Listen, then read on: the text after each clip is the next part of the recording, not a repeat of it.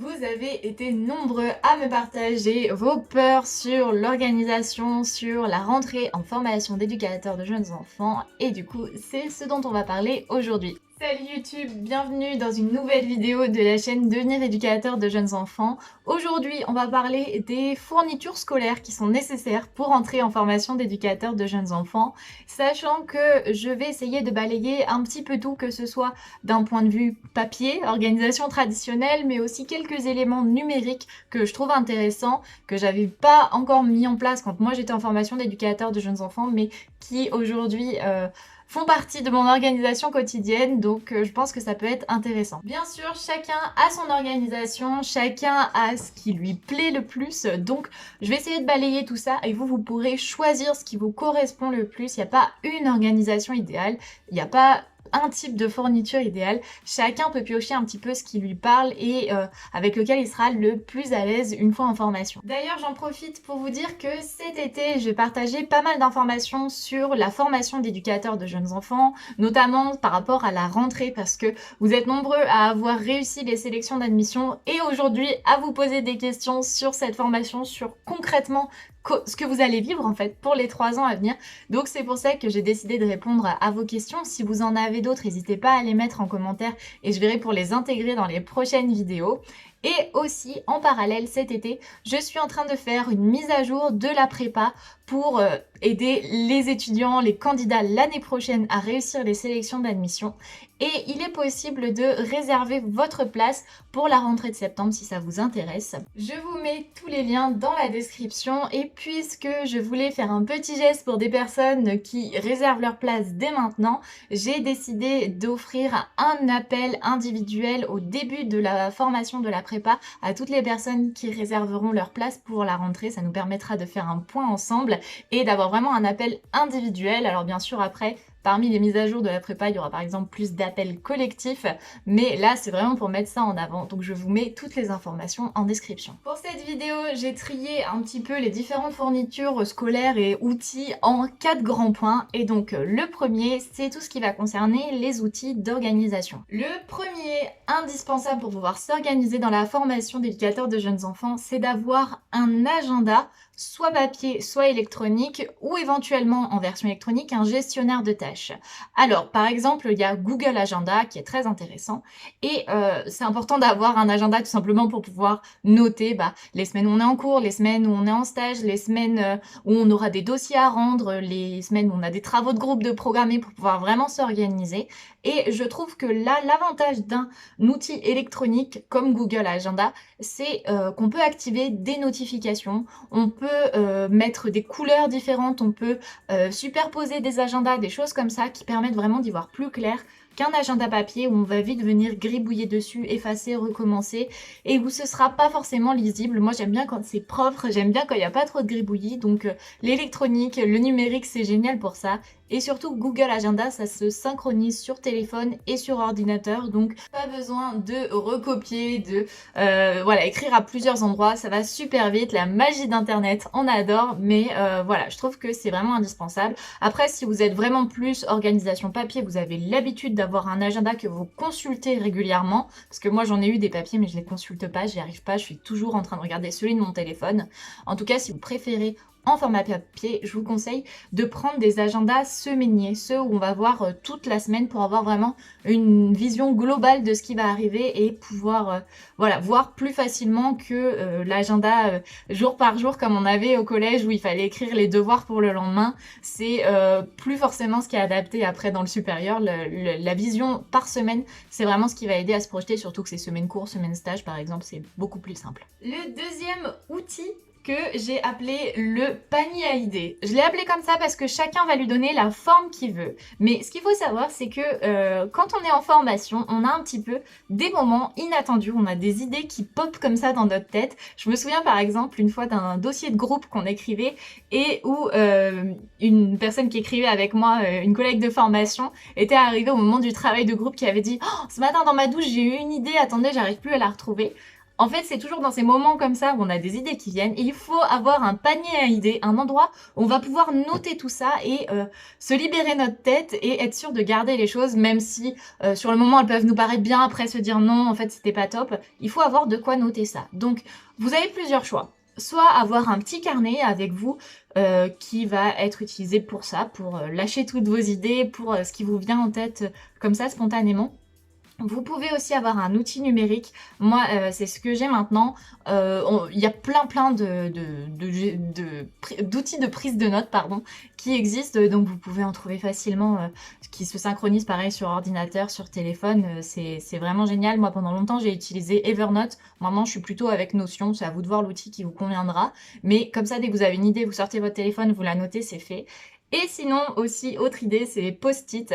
Moi, ça m'a beaucoup aidé en formation, notamment au moment d'écrire le mémoire, parce que j'avais plein d'idées qui venaient comme des pièces de puzzle qui apparaissaient et je ne savais pas encore comment les organiser. Donc, je notais sur des post-it selon des couleurs et je les rassemblais sur un mur pour que ça soit bien visuel. Ça, c'était vraiment la folie de la 3e année, hein. C'est pas tout le temps comme ça. Mais peut-être un post-it, c'est quelque chose, enfin des post-it du coup, qui peut vous aider. Après, il faut faire attention à pas les perdre, mais à voir, voilà, si dans vos fournitures, c'est quelque chose qui pourrait vous aider. Le 3e outil d'organisation qui est assez intéressant, je trouve, c'est d'avoir comme un petit tableau d'affichage à mettre au-dessus de son bureau ou à mettre un endroit visible, peut-être dans l'entrée chez vous, quelque chose qui fait que vous allez pouvoir rassembler les éléments importants par rapport à votre organisation, que ce soit par exemple le planning avec les semaines cours, les semaines stages, ou alors le planning de votre semaine par rapport aux cours pour savoir quel cours vous avez, à quel moment. Voilà, différentes choses importantes pour pouvoir vraiment les avoir en visuel et pouvoir vous projeter facilement. C'est plus simple, je trouve, de l'avoir d'affiché. Alors après, faut aimer avoir ce visuel-là, mais moi, c'est quelque chose qui m'aidait beaucoup. Donc, un panneau en liège, un tableau où on peut écrire au feutre, un tableau à créer, peu importe, mais quelque chose de visuel et d'accrocher au mur, c'est ce qui peut vous aider aussi dans votre organisation. Et puis, le dernier élément d'organisation, c'est tout simplement d'avoir un sac, parce que vous alliez en cours ou en stage, vous aurez besoin d'emmener vos affaires, donc un sac à main, sac suffisamment grand peut-être pour mettre un ordinateur si vous décidez de prendre vos cours sur ordinateur, ou alors peut-être mettre des classeurs, des trieurs, voilà, quelque chose d'assez grand pour pouvoir le transporter. Et puis un sac aussi pour aller en stage, pour emmener votre tenue, voilà, des choses comme ça. Votre repas, ça peut être pas mal. Donc à vous de voir, sac à dos, sac à main, ce qui vous plaît le plus, mais évidemment, ça va être indispensable. Bon, les outils d'organisation, c'est fait. Maintenant, on va passer un petit peu plus sur les fournitures indispensables au moment des semaines de cours. D'abord, je voulais juste vous rappeler que j'ai déjà fait une vidéo sur les cours en formation d'éducateurs de jeunes enfants. Alors, j'essaie de vous les mettre dans l'affiche autour de moi, je ne sais pas exactement où ça sera. Mais voilà, si vous voulez voir un petit peu les cours en formation, ce que c'est, vous pouvez aller voir cette vidéo. Alors, je vous ai dit qu'il était possible de prendre ces cours sur ordinateur. C'est un format souvent qu'on préfère pour pouvoir vraiment s'organiser et par exemple si le prof a oublié de dire quelque chose qu'on veut revenir plus haut, c'est facile de rajouter sur un ordinateur, alors que sur papier il faut faire des petits astérisques, ça peut faire un petit peu plus brouillon. Donc un ordinateur c'est vraiment pratique, par contre il faut qu'il soit léger parce que vous allez le transporter. S'il est un peu lourd, vous allez vous casser le dos après 3 ans d'études, déjà que pendant les stages le corps est suffisamment sollicité. Idéalement c'est d'avoir un petit ordinateur assez performant pour pouvoir prendre des notes, ou sinon il existe aussi les tablettes avec lesquelles on rajoute un clavier. C'est très léger, ça se glisse facilement dans les sacs, donc ça peut être aussi une solution. En tout cas, moi je sais que j'ai commencé à prendre mes notes sur papier au début et je suis vite passée sur ordinateur. Je trouvais que c'était plus facile pour pouvoir vraiment avoir accès à plusieurs outils, pouvoir voilà, intégrer facilement des images, des choses comme ça dans les cours, c'était plus simple pour moi. Sinon, si vous êtes plus papier, ce que je vous conseille, c'est d'avoir des feuilles plutôt que des cahiers, parce que il y a des cours qui commencent par exemple le lundi et puis on a d'autres cours qui arrivent et le professionnel qui nous donnait le cours va être disponible que le vendredi pour terminer son cours, et du coup entre temps si vous avez un cahier vous allez écrire à la suite, ce sera pas bien organisé, alors que si vous écrivez sur des feuilles volantes, vous pouvez tout simplement les mettre par exemple dans un trieur. Vous emmenez votre trieur en cours, à chaque fois que vous commencez un cours, vous mettez le cours dedans, et puis si vous le reprenez en fin de semaine, vous aurez le début du cours, vous pourrez compléter sur de nouvelles feuilles, donc pour ça c'est intéressant. Ce qu'il vous faudra ensuite, c'est que en rentrant à la maison, vous ayez 4 grands classeurs pour répartir les cours selon les 4 domaines de compétences. C'est le meilleur moyen de les trier, je pense. Donc sur votre cours, quand vous écrivez à la main, n'oubliez pas de noter la personne qui vous fait cours, le domaine de compétences et la date. Comme ça, vous pourrez les retrier même si le classeur se casse. Imaginons que vous saurez dans quel ordre c'est. Et de pouvoir tous les rassembler dans ce classeur-là, ça vous permettra d'avoir un classeur par domaine de compétences. C'est ce que j'ai encore aujourd'hui. Je me replonge parfois dans les cours, donc j'aime bien voilà le fait que ça soit trié. Je sais où retrouver le cours que j'ai eu. J'ai vraiment une mémoire visuelle, donc ça me permet de le retrouver facilement selon le classeur. Voilà, je trouve que c'est l'organisation la plus simple. Si les profs vous donnent des polycopiés, comme on disait, des imprimés, des feuilles imprimées, vous pourrez aussi avoir une perforatrice pour pouvoir faire des trous dans la feuille, le glisser avec le cours dans le classeur et comme ça, voilà, tout est organisé et c'est facile à retrouver. Bien sûr, il vous faudra stylo, idéalement stylo 4 couleurs, des stabilos, les basiques nécessaires quand on prend nos cours ou quand on fait des fiches de révision. À vous de voir. Moi, j'aimais bien le 4 couleurs parce que j'avais mon code couleur, des exemples écrits en noir. J'étais très formatée, hein, des exemples écrits en noir, des titres plutôt en rouge. Vraiment comme à l'école primaire, j'avais gardé ce code couleur et c'est encore aujourd'hui ce qui m'aide. Même quand je prends des notes, j'aime bien mettre les exemples en noir. Ça permet de faire ressortir facilement. Donc, à vous de voir votre organisation. Mais voilà, un stylo 4 couleurs, c'est la base et ça va très bien. Si vous prenez vos cours sur ordinateur, peut-être que vous voudrez les imprimer le soir. Alors moi, je préférais pas les imprimer. Je préfère vraiment quand ils sont en ligne, j'arrivais à les retrouver. Éventuellement, je me faisais des fiches de révision que j'imprimais, mais je voulais pas imprimer énormément. Je préfère les retrouver voilà, facilement sur mon Google Drive, des choses comme ça. Donc si vous préférez les imprimer, peut-être d'avoir des pochettes transparentes aussi, ça vous aidera à les trier dans le classeur.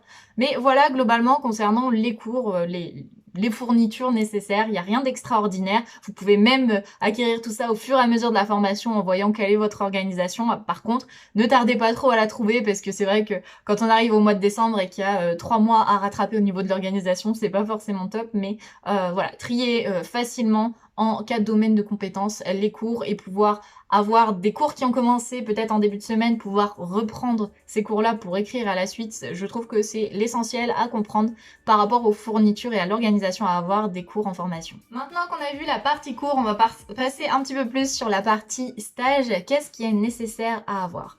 En premier, c'est d'avoir une tenue, enfin même plusieurs tenues parce que vous allez être là plusieurs jours en stage pour être confortable et avoir une tenue à laquelle vous tenez pas trop pour pouvoir la mettre auprès des jeunes enfants parce que le soir, vous allez forcément avoir le pantalon taché de purée, de feutre, de peinture. Donc il vaut mieux avoir des habits auxquels on tient pas forcément énormément. Les beaux habits, on les garde pour pas les mettre en stage. Et moi, ce que j'avais beaucoup, c'était des tenues de sport. Ça permet d'être confortable et c'est facile à laver. Et comme ça, le jour où on arrive en stage, on peut se changer dans le vestiaire, avoir cette tenue-là propre pour commencer la journée. Ce qui est aussi demandé en stage, c'est d'avoir des chaussures d'intérieur. Pas utiliser les chaussures qu'on a en ville où on va marcher voilà, dans la rue, pas avoir les mêmes quand on marche sur le tapis des bébés par exemple, et ça paraît quand même plus propre. Donc c'est évident qu'il faut des chaussures particulières. Je sais qu'il y a une grande tendance d'avoir des crocs. Moi je déteste les crocs, je suis vraiment mal à l'aise dedans. Donc on peut avoir tout simplement des baskets dans lesquelles on est bien, qui soient juste propres et utilisées que à l'intérieur de la crèche.